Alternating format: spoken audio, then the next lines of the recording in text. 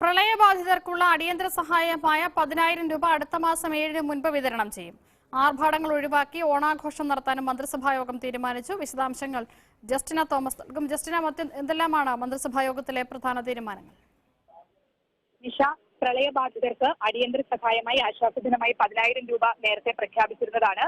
പക്ഷേ ഇത് എന്നു മുതൽ അല്ലെങ്കിൽ എത്ര ദിവസത്തിന് മുമ്പ് കൊടുത്തു തുടങ്ങുമെന്ന് തീരുമാനം വന്നിരുന്നില്ല. ഇന്ന് മന്ത്രിസഭാ യോഗം തീരുമാനിച്ചിരിക്കുന്നത് സെപ്റ്റംബർ 7 മുമ്പ് ഈ തുക വിതരണം ചെയ്തു തീർക്കും എന്നുള്ളതാണ് തീരുമാനം.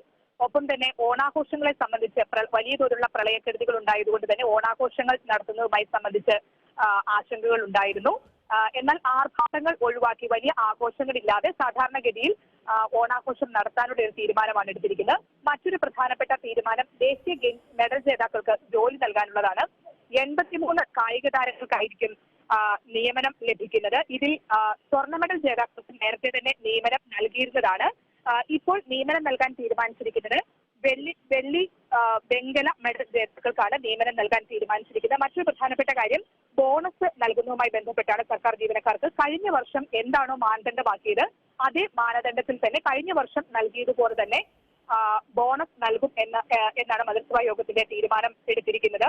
ഒപ്പം തന്നെ ഉത്സവബത്ത ജനങ്ങൾ പ്രത്യേകിച്ചും സർക്കാർ ജീവനക്കാരും മറ്റും ഏറെ ആകാംക്ഷയോടെ കാത്തിരിക്കുന്ന ഒരു കാര്യമാണ് ഉത്സവബത്തയുടെ കാര്യത്തിൽ തീരുമാനമായിട്ടില്ല.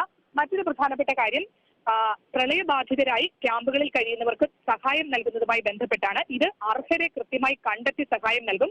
ക്യാമ്പുകളിൽ എത്തിയതോ ക്യാമ്പുകളിൽ എത്താത്തതോ ആയിരിക്കില്ല മാനദണ്ഡം. കൃത്യമായി ഇക്കാര്യത്തിൽ പരിശോധന നടത്തി അർഹരായവർക്ക് സഹായം നൽകി ഒപ്പം അനർഹരായവരെ ഒഴിവാക്കുകയും ചെയ്യാനാണ് തീരുമാനമെടുത്തിരിക്കുന്നത്. നിഷ.